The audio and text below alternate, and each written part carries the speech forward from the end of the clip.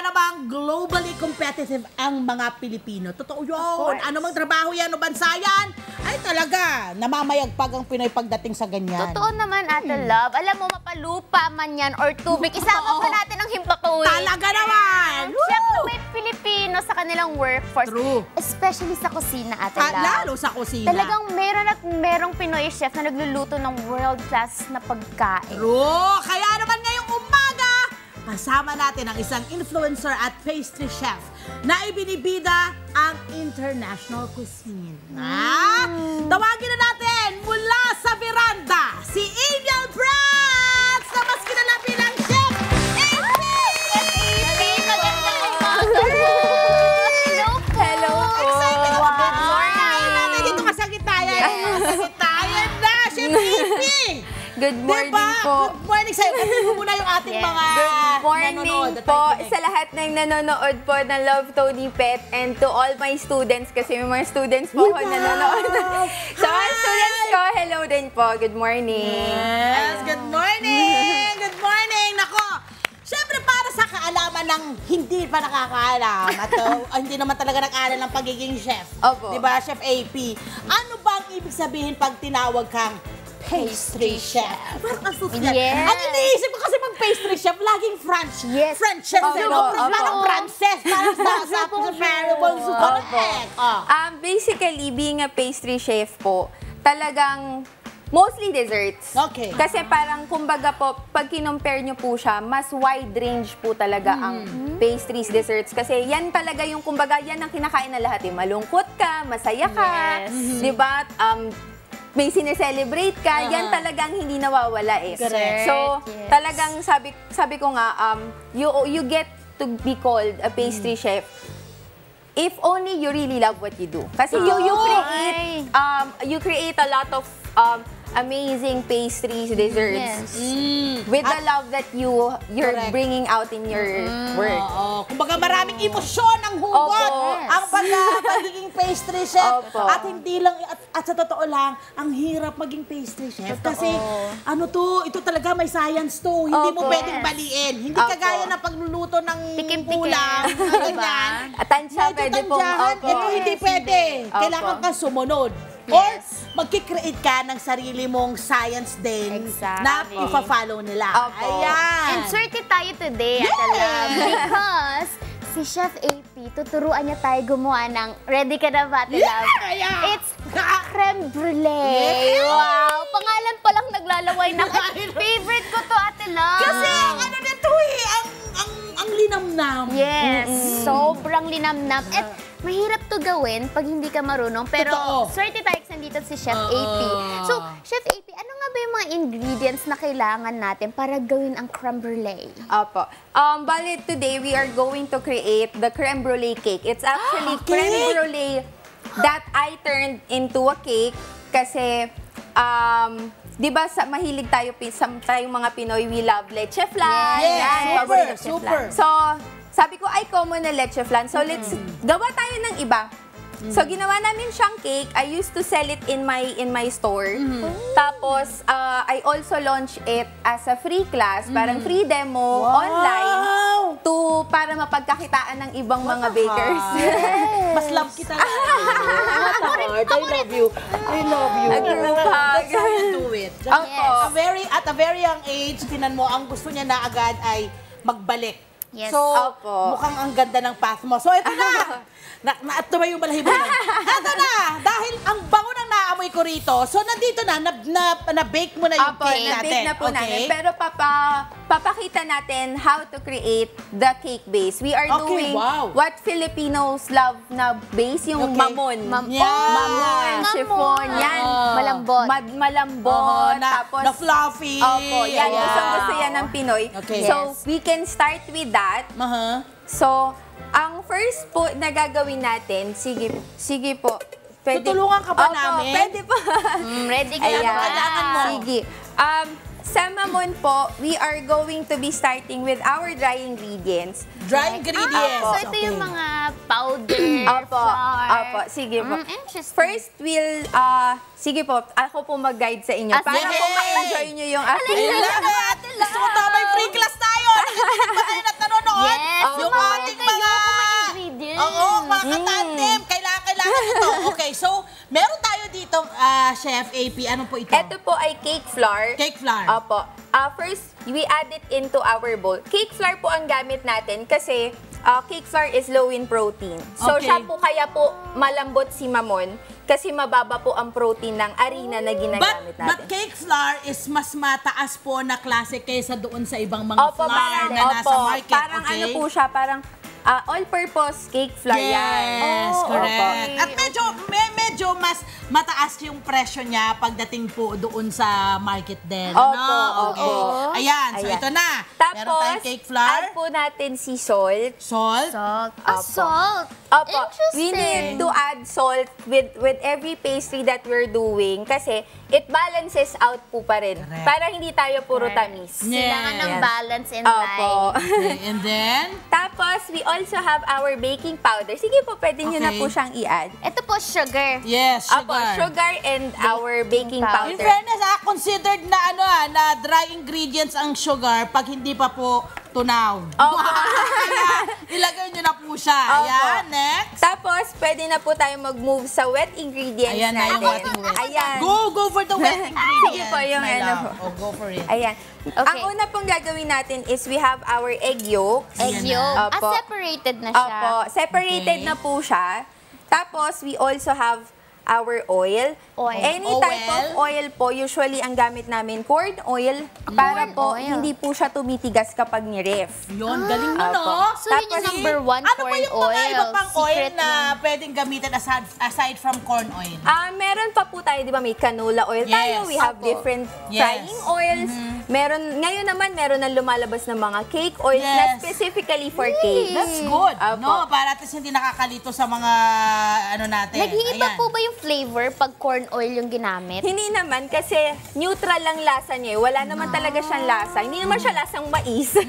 Pero kaya 'di ba siya yung ginagamit sa mga tuna, Yes. sardines. So hindi Correct. siya tumitigas pag ni-ref. So pag hindi din titigas si cake Ang niyo. ibig sabihin niya na hindi tumitigas, alam niyo yung mantika kapag Opo, natutulog. Opo. Yes. Alam ko yun. Yun po yun. Okay. Tapos pwede na po natin i-add si ating water. So Yan. far, egg yolks, vanilla, extract, Opo. and water. Water. Simple lang pala. Opo. And oil. And oil po. Tapos, pwede na po natin siyang Incorporate i-incorporate dito. with our dry Okay. ingredients. Slow lang po dapat. Oh, my Opo. love. Sige, dito mo siya ipaganon. Para, ayan. Nakikita Ayan. niyo po ba? Oo. Kita Wow! yan. Ayan. Ang saya-saya ko po. Actually, ang masaya nga mag-bake. Wait ha, Pwede ko kasi po ba sayang ito yung gawing mga... araw-araw? Best friend ko po kayo Sayang yung siya. mga ingredients. Ayan, okay? So, Sanay na imimix... sanay si Ate Lau. Ayan. Mahilig po ba kayo mag-bake? Nag-bake ako. Dapat best friend ko kayo. Kasi milig naman ako sa cake and pastries. Mahilig po kayo sa cakes. Naku. Ayan. Chef, na-curious naman ako. Kasi di ba ang daming culinary specialization? Opo. Bakit pastry yung napili niya out of everything? Actually, my love for food, it started dun sa mga ulam. Oh! Yung mga maaalat. Oo, Hindi pero ako- yung bang mga magulang mo ay mahilig magluto? I grew up with a family, from a family of chefs actually. Yun! So, I have yung lola ko sa father side ko, she's a chef. Her name is Myrna Prats. Tapos yung dalawang anak niya na parang nakasama kong lumaki, si Chef Joey Prats and si What? Chef, Hello, sir! Hello! Chef Gabby Prats. Hello, Sir Joey! Kamusta po? Opo, Okay. uncle ko po sila. So, parang habang lumalaki ako, Oo. yung nakikita ko, so sabi ko, Na-inspire syempre, kayo. sabi ko, ay, gusto ko din ito. Then, when pandemic hit, sabi ko, okay, let's convert na parang, since wala lahat, sarado lahat ng mga bakeries and everything. Ayun, nag-ano kami, sabi ko, sige, tara, bake tayo ng cake. Doon na po siya nag-start. So, Actually, convert po kami. Usually nga, nung pandemic, ang dami nagluluto ng mga no-bake recipes kasi mas madali. Opo, So opo. kayo yung nag-introduce talaga and nagpasikat nung pastry nung pandemic. Hindi naman po totally nagpasikat, pero I was one of the blooming businesses during the pandemic. Ang So, mga nagpatamis pandemic ng baby. araw natin. ng mga nalulumbay, ng mga naka Ano quarantine, Yes, diba? necessity. ano po ako, isa po ako sa mga naubusan ng gagawin. So, sabi ko, sige, try natin. Then, my business, it grew into a very successful pandemic baby. Ayun. So happy for you. Nakita nyo, nagkaroon tuloy siya ngayon ng ng malaking business, Opo. di ba? Okay, ngayong umaga, specifically, bakit creme brulee yung iyong napiling i-prepare for us? First po kasi, it's the love between creme brulee and mamon, di ba? Kasi yun ang base natin. So, creme brulee, it actually started in Spain. Hindi talaga siya French dessert. It started in Catalan, Spain. I am part Spanish. Oh! So, Hola. sabi ko, sige, Hola, amiga. haluan natin ng konting natin, Kinalakan. Oo, kinalakan. So, sabi ko, sige, we turned that creme brulee na regular lang, di ba? Regular, parang leche flan kinakain. Sabi ko, gawin natin cake. So, I think yun yung yun yung bakit popular ang creme brulee din sa mga Pilipino. Opo. Ay dahil sa leche flan. leche totoo flan. lang Foamy yung Parang lasa. baliktad lang po siya. Di ba po, leche flan, nasa Correct. ilalim yung arniban. Si creme brulee, nasa ibabaw naman. Babaw. Alam, di ko naisip yun. Yan po siya. Parang nung ginawa niyo yung cake niyo, kinumbine niyo yung dalawang heritage niyo, Opo, Filipino and Spanish. Correct. So, Nakalagay sa kailangan, recipe. pag gumawa po talaga, kailangan po ay nakatutok po kayo sa inyong Yes. mixer. Hindi Kasi, pwedeng nanonood. di ba, syempre, pag iba-iba po ang ginagawa, ang gamit natin, hindi naman pare-pareho. Pwedeng sabihin kong 5 minutes Yes. sa akin, Eh, sa pero iba sa hindi. iba ay, opo. Maski sa oven, ganun din. Opo. Totoo po. Akala nyo ba yung ganitong heat ay yun na yun, pero na-overcook. Opo. Diba? So Tsaka talaga, magbabantay ka. Opo, tsaka po kailangan po ay may relasyon kayo ng Totoo oven. naman, no? Totoo, no? Opo. Kailangan nagkakaintindihan kayo kasi Opo. parang, sabi dito sa recipe ganito, lalo pag first time mong gagawin yung Opo. recipe, doon mo makikita yung mga kung anong klaseng oven ang meron ka. Opo. Ako po, Ayan na. ang ginagawa ko pag bago ang oven ko, yung pinakamahirap na recipe po ang ginagawa ko. Ay, galing. Tapos kapag sabi ko, kapag ito naayos ko, Mag-best bati friend na kayo. kami. Yeah! Mag-best friend na kayo. magkasundo na kami. Ayan, ayan na! Okay na ang ating mirang. Mabilis! Opo, mabilis lang siya if you're using, Na ganito. Ayun. Oo, pero Ayan. yung pagkamay mo talaga yan, nako, Mga ayan na. Ayan. Anong Ito pick yung, yan? ito yung step peak stage natin. Kapag sumobra pa kayo dito, mahirap na siyang haluin. Okay, there so, you go. kailangan natin siyang ihinto na ang pag-mix Tigilan natin. na po natin. Oo. Ha? Yan. So, ang gawin natin ay tanggalin muna natin yung nandito sa ating bowl. Okay. Tapos, meron kaming method on how to mix meringue with your with your mismong cake base batter. Okay? So, tayo ko muna siya dito. Diyan ka lang. Interesting. Ang ginagawa po namin is we do the cut and fold method. We call Yeah. it the cut and fold. Pakita ko po this. sa inyo. Ang ginagawa ko muna, tsaka meron po akong tinatawag na sacrificial meringue. Opo. Para po, hindi kayo, kasi kapag binigla natin, inad natin lahat dito. Correct. Pwedeng ma-overmix natin. Yes. Overmixing, it leads to the water from the eggs seeping out or na-e-extract po siya. So, ang ginagawa ko, para hindi ako mag-overmix, Ganyan lang siya. konti lang muna. Cute-cute lang. Cute konti lang mo. Tapos, ito, pwede mong bugbugin ng halo. Kasi, okay. sacrificial mo siya eh. Kumbaga, yan yung Umpisa pa lang naman. Opo. At may mga natitira ka pa doon. Opo. Kung sakaling bumagsak to, meron ka pa doon Opo. pang Para dito, pang rescue. ano ka na, kumbaga ay, minamasahe mo na siya. Yes. Hinihilot mo na siya para i-add mo siya doon sa the rest Para of sinasabihan mo yung mixer, meron akong isusunod dyan, ha? Hindi ka na ba? Oo. Ayan. Ayan na siya! Galing. Ayan. Iba talaga yung Sa itsura. mapapansin nyo, ano na siya? Nag-iba na. Fluffy na ng na siya. konti. So, ang gagawin ko ngayon, Foamy. i-add ko na rin siya dito. So, yun yung okay. tinatawag naming sacrificial meringue. Kumbaga, pag pumalpak ka pa lang dito, kumbaga nakita mo na pumalpak, at least, konti lang yung ingredients Correct. na Correct. ilagay Ilagay mo. mo. Oo.